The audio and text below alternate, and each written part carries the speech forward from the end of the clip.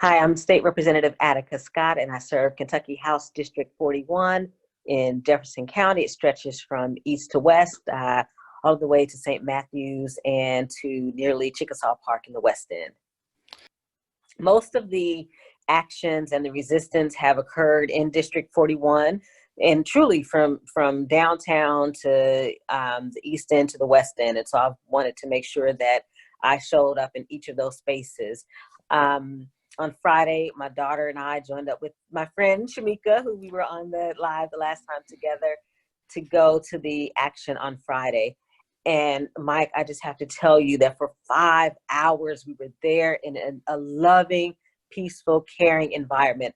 I mean, to the point where when cars would try to drive through the line of people who were out resisting, they would be met with Black men who would say to the driver, "We love you, but you just can't come this way." That's how they were addressing people, with nothing but love. That's amazing. And so for that first 5 hours too, what was the police presence like? So of course, unfortunately, but expectedly, they had their snipers on the rooftops of buildings. We saw that. They weren't visibly present where we were at 6th and Jefferson as much as they were downtown by the Yum Center.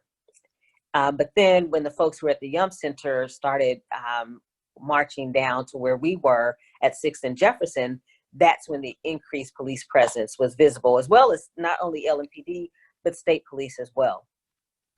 Before you were in the legislature and you were on Metro Council, and before that, you were an organizer with Jobs with Justice. So you've been involved in activism in one sense or another for a long time, as long as I've known you. Mm-hmm. And I've been at a lot of protests, over the last 20 years. Mm-hmm. I cannot remember, and maybe I'm totally drawing a blank, but I cannot remember any time in 20 years when there's been this kind of police response to protests in Louisville. I would say in general, for the most part, yes. Of course, they were destructive during Occupy Louisville, and definitely not a compassionate element of our society. That's the big exception, I think, was Occupy Louisville. Yeah. Yes. And so in this case, I just my mind is boggled, and it's like they are meeting the violence that they heaped upon Breonna and Kenneth Walker with more violence towards people who are being peaceful. And I just don't understand. There's no explanation for it to me. And I will say that I also feel like when the state police came in, that escalation was hyped up even. I don't remember tear gas at any protest in like 20 years. I don't remember it at all, not in Louisville. And also, these state police aren't people that we'll see at the gas station or grocery store for the most part, right? Mm-hmm. We don't worship together. Our kids don't go to daycare together or school together. So I think there's that element too, where it's like, I'm not accountable to these people, right? And when things escalated, were you a witness to that? Yes, my goodness. So as I said, we were there for 5 hours. I'm there with my teenage daughter. I've got multiple videos of her participating in actions, laying on the ground, holding her hands up. And we marched, and we marched around the block and marched around LMPD headquarters. Nobody touched it. Not one person touched LMPD headquarters. We marched around peacefully, and the crowd wrapped around the block. It was so huge. And then as it began to get dark is when we saw police lining up, and they were hitting their bats in their hands like they were ready to go to war with us. And I'm standing there like, what is happening? When did things de-escalate with them? It wasn't with us. They just quickly, or not de-escalated, escalated with them. They quickly escalated with us. So interestingly enough, my daughter's car was parked exactly where they were lined up because we rode together. And so she was like, her, immediate response was, if they hit my car. So, we go and check on her car, and then I'm recording. I'm going live on Instagram, and I'm walking up to where they are, and I immediately saw an officer make a beeline directly for me. He never said a word, Mike. He just pushed me, shoved me multiple times without saying a word. And you know me, I'm 5 foot tall. Mike, are you kidding me? This person had to be over 6 feet, baton in hand, gun on waist, pepper spray on waist, and you're pushing and shoving me for no reason without even saying a word. Never once uttered a word to me. And then within 10 minutes, Mike, boom, bam, cannons going off and smoke everywhere. And I want folks to know I was separated from my daughter. And that was one of the scariest times of my life, because she was literally across the street, but I could not see her because that smoke was so bad. My throat and my eyes were getting affected. So I had to cover up. I couldn't see. I had to run. I had to duck and try to hide because I was afraid I might get shot with actual bullets. And I didn't know where my daughter was. It's terrible. I mean, it sounds like that's consistent with what I've heard from so many people, that these are just, there's no warning. There's no, order to disperse or anything. There's just a sudden, outburst of violence by the police. Mm-hmm. And I'm, saying that makes it sound inflammatory, but it's like, that's what's been described consistently, is that the police are starting these altercations with apparently no reason. Mm-hmm. Now, one thing we've heard from the mayor, we've heard from a couple other people, is this idea that there are outsiders coming Mm-hmm. in to instigate things. Have you seen any of that? Is that same old myth we've heard for all these years, or is there some truth to that? Well, LMPD called me an outside agitator when I went to Ferguson to stand with folks when Mike Brown was murdered by police. So I know what that's like and what that's designed to do. Because even if they were folks who were from outside of Louisville or even outside of Kentucky, there were people who were showing up in solidarity. Mm-hmm. I will say, because I want to be honest, that I saw 3 water bottles. Now, these are plastic water bottles, plastic bottles you get at the grocery store with water in them, that were thrown at officers. Water in a bottle that's plastic thrown at officers. So that's what I saw. That's what I witnessed. And if people see my Instagram live, I was yelling because I saw that it was white people doing it. And I was so upset, Mike, that I use language I don't use. I don't use profanity. I don't But think I I've was ever so heard you upset. use profanity. You haven't, see. But I was so upset that I turned around to them and I said to them, you're going to get me killed. You're going to get Black people killed because you are throwing things at these officers. You're not going to be the one who gets killed. And that's how upset I was. And that's something that we've seen in a lot of these videos and pictures. And of course, you're only seeing snippets, so it's hard to know how representative it is. But I swear every picture I see, it's white people breaking windows or doing graffiti or things like that. And and I don't know what is in people's minds, is it helpful for white people to commit vandalism at these events? Let me just ask you that. But this isn't to honor Breonna's memory. It's not to advance the cause for justice that people have been demanding. That's not what that does. And what it does is puts us in danger. And we've seen that. We saw the National Guard kill Mr. McAtee. We saw that. They came to the West End to do that. They didn't go to the East End. They didn't go to the South End. They didn't go to Old Louisville. They didn't go to Butchertown. They escalated in the West End, which is exactly what I predicted would happen on Friday if white people kept up their activities. And so, but I also think it's important, Mike, for people to remember that on camera, we saw a reporter and a camera person directly being targeted by this law enforcement and shot at. And so, like, at some point, people have to respect, honor, and value the truth that we're bringing. Because, and I've said this over and over again, I would not have remained with my teenage daughter in a situation that was violent. I would not have. And I'm extremely offended at people who make that assertion as if those of us who are showing up in honor of Breonna were also instigating and escalating and participating in violence. I want to ask you, so what is it what are some things that white people can do to be supportive at these events or in general? Because it's not, it's also not, okay, we're going to protest, we're done and things are back to normal. This is work that needs to continue on a day-to-day basis. Yeah. Well, I will start with saying there's a whole organization in Louisville called Louisvillians Showing Up for Racial Justice. White people get connected to LSURJ because they are doing what they do, centering racial justice. They have an anti-racist analysis. They're not good, moderate white people who want to show up and, be present and then disappear when the action is over. These are white folks who are clear that movement building has to be sustained, that it has to follow the leadership of Black folks and other people of color, and that that leadership has to be centered. Those demands have to be centered. And they also are so good at supporting white people on their journey. So, if I talk to one more white woman who said, before the 2016 election, I just wasn't paying attention to politics.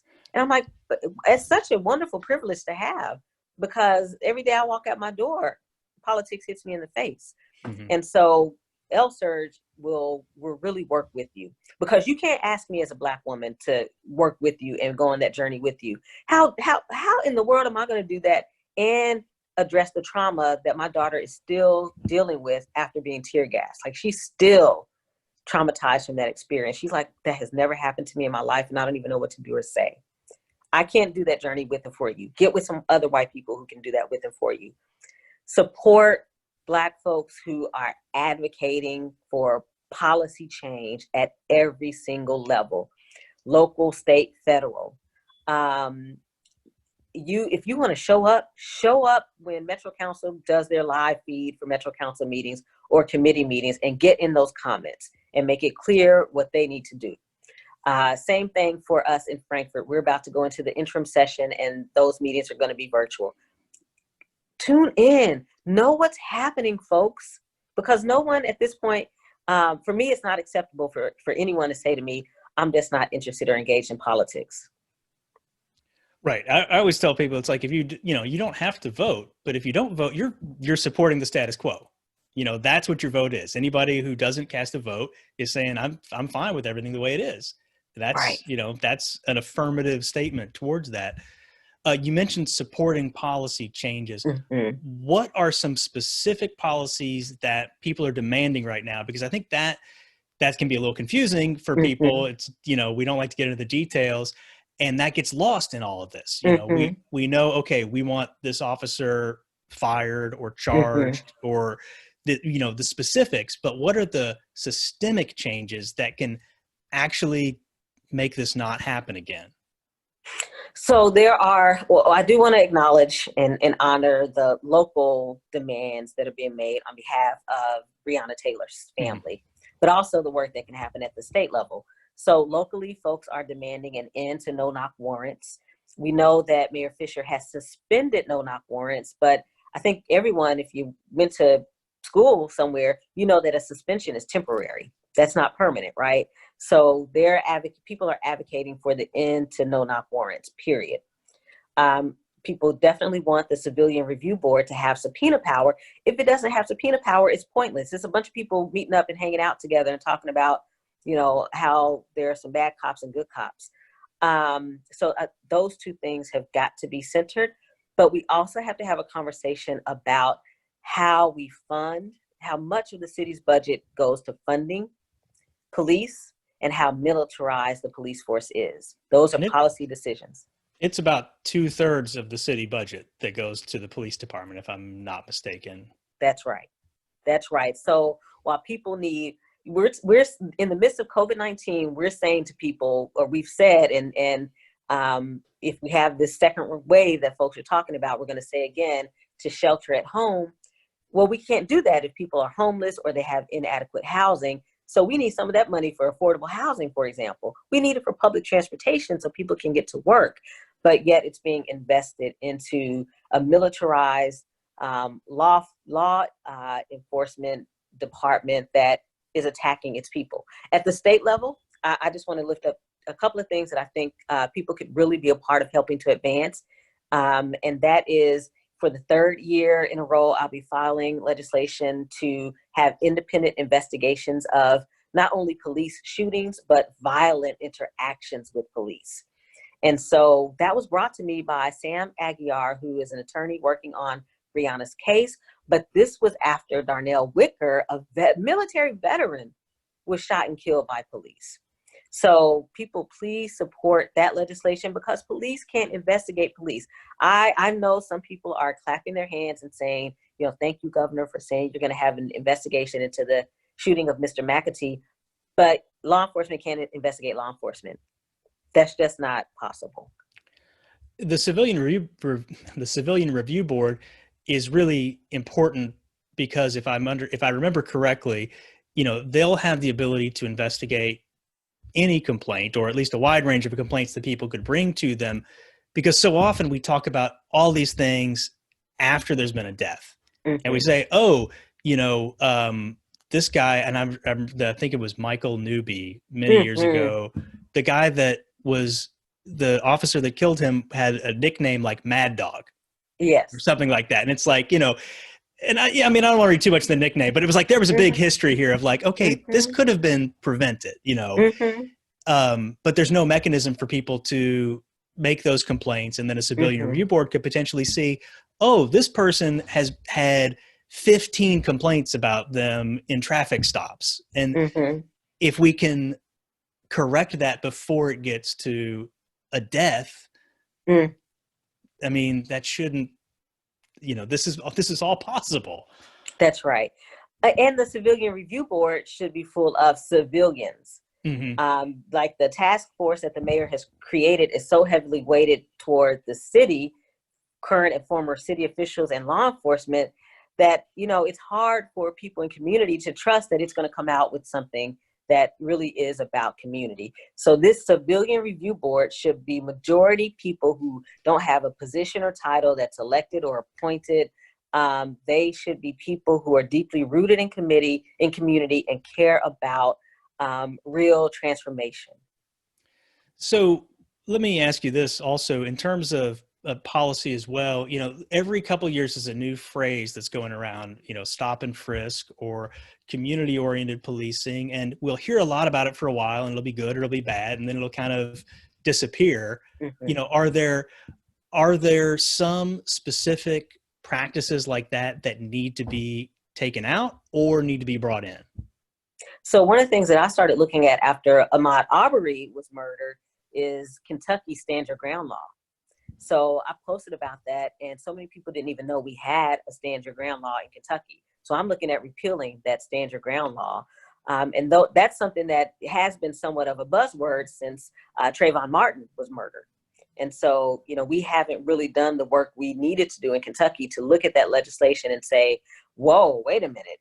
We don't need to create these wannabe police officers who think that they're deputized, although they're not, to act recklessly, right? So that's one of the things that I'm looking at, and I really hope to get people support behind it, because like you said, we want things to be seriously transformed to the point that we don't have to find ourselves back here again, right? And so we've got to do that with policy change.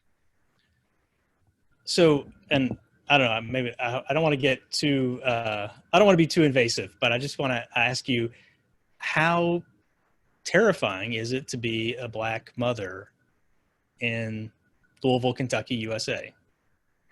I've cried all weekend. I don't know what I can do to keep my children safe. My son is 24. My daughter's a teenager, and I couldn't keep her safe on Friday. So my position and title meant nothing when it came down to it. So, you know, I just, every day, it's more tears that I didn't know were there. So, but I'm so hopeful that her generation will be much wiser than the generations that came before hers, including mine. yesterday when I was in St. Matthews, the East End part of District 41, and, hundreds of folks were out showing up for Breonna. It was beautiful. And it was also predictable that law enforcement would take a step back approach. That was so predictable. Just about everyone there said it. They knew it. Even people who were from the St. Matthews area knew it and said it. And we saw it within the same, 12-hour period.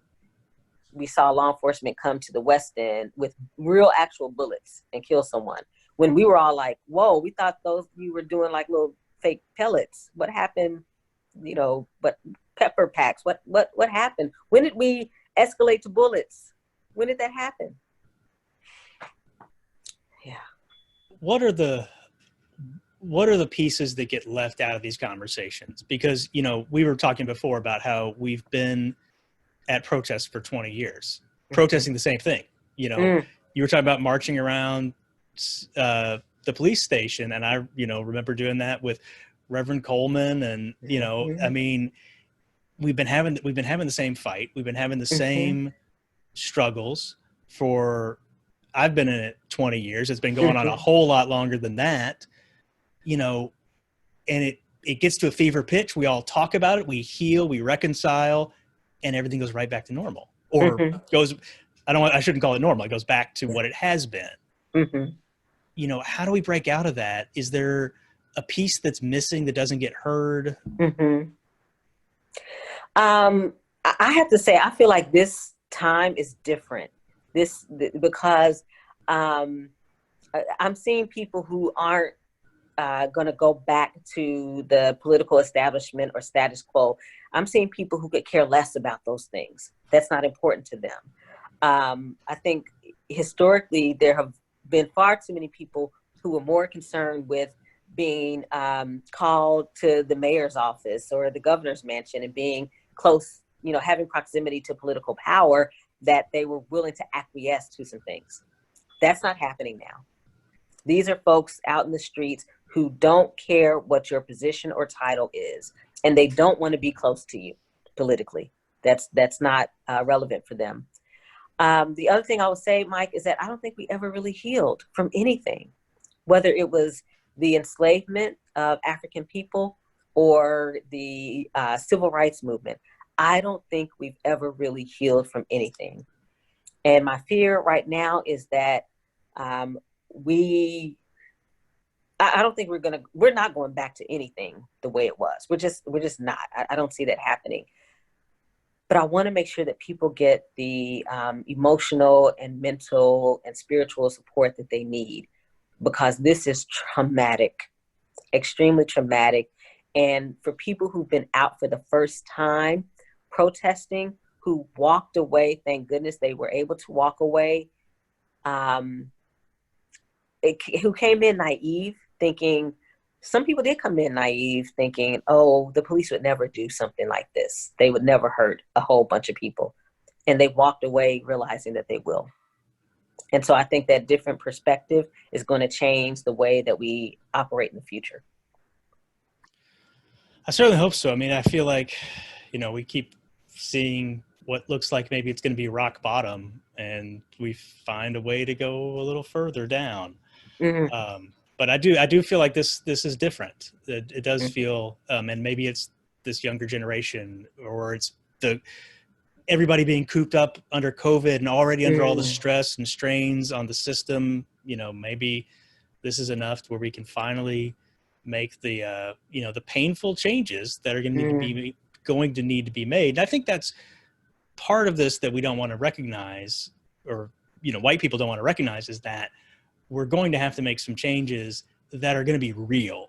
Yes. We really have to trust and empower Black people in very significant ways that are going to make a lot of people uncomfortable. And until we do that, we're never going to get past it. That's right. That's right. And we're not going to be a better community.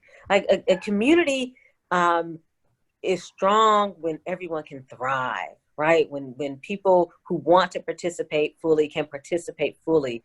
But we are seeing the results of a society that has decided we're going to exclude some people, and make sure you don't have opportunities to thrive, and that you're, not included, and that there's little to no development in your neighborhoods. And so we're going to create this environment where you feel like the other when you're supposed to be part of the whole. And we suffer. Yeah, we suffer because we're denying some of the potentially the best talent in our own community. I think about Muhammad Ali. You know, everybody in Louisville loves to talk about him. Mm-hmm. And you read his biography, and it's like, I have this feeling that he's the kind of guy that would have been top of his field at whatever he did. He would have been amazing. Just kind of one in a million. And, he ended up being a boxer because he had very few career paths open to him as an African American living in Louisville at the time. He might have been the guy that could have cured cancer if he'd been able to go to medical school or something. And I don't say this in any way, of course, to diminish his amazing accomplishments, but how many people are there in the community that we are denying the ability to live up to their full potential? And we all suffer as a result. That's right. Well, Mike, I have to say I was out today at 26th and Broadway, because that's also in District 41. And the point you're making is what I saw. I saw young Black men who were in leadership who immediately took over and said, okay, we're going to figure out how we keep people safe from the police who are across the street, but we're also going to make it clear to the police that we're going to hold you accountable. We're going to figure out how we can get water and food to people. Like, they were just coming in and just figuring it out. Folks who are living in West Louisville and own their community. And I kept saying that those are leaders. Those are the folks we need right now. And they're on the defensive. They're being forced to, do nothing more with those skills than defend their lives and their community, instead of being nurtured and empowered and able to actually lead us forward. Instead of being invited to be part of the mayor's task force to figure out where do we go from here, or hopefully they'll be invited to be part of the Civilian Review Board. Those are the voices and experiences we need, because they're the people who are respected in their community. And they're the folks closest to community who can come back with the thoughts and ideas from people who feel disconnected to government. But if we bring them into the meeting in the mayor's office, they're going to speak uncomfortable truths that nobody in that room wants to hear, right? That's fine. That's fine. If you're not uncomfortable, then I don't think that you're going to really do the best you can do for people. If we just continue to allow elected officials, and I'm including myself, to feel comfortable in doing just the bare minimum, then nothing will ever change. So that's fine. You will be uncomfortable, and we're going to move forward, and we're going to get done what we need to get done. I think that's a big part of it, is if we only are including, the people in the nonprofit world and the elected officials and the business leaders and all, and none of these people are bad people, right? But if we're not including community voices, who are close to the problem, living the problem, then they're not going to settle for what somebody who's separated from the problem might be willing to settle for. That's right. That's exactly right. And that's perfect. I mean, that is the way forward. The way forward is to be together in community. And we don't need to go to the mayor's office. We shouldn't even go to the mayor's office, because you got to park to get there anyway, or pay to park if you drive anyway. So come out to the community. You were willing to send out law enforcement to the West End to start instigating and escalating. Well, you come out here, and that's where the meeting takes place. It doesn't need to take place in your office.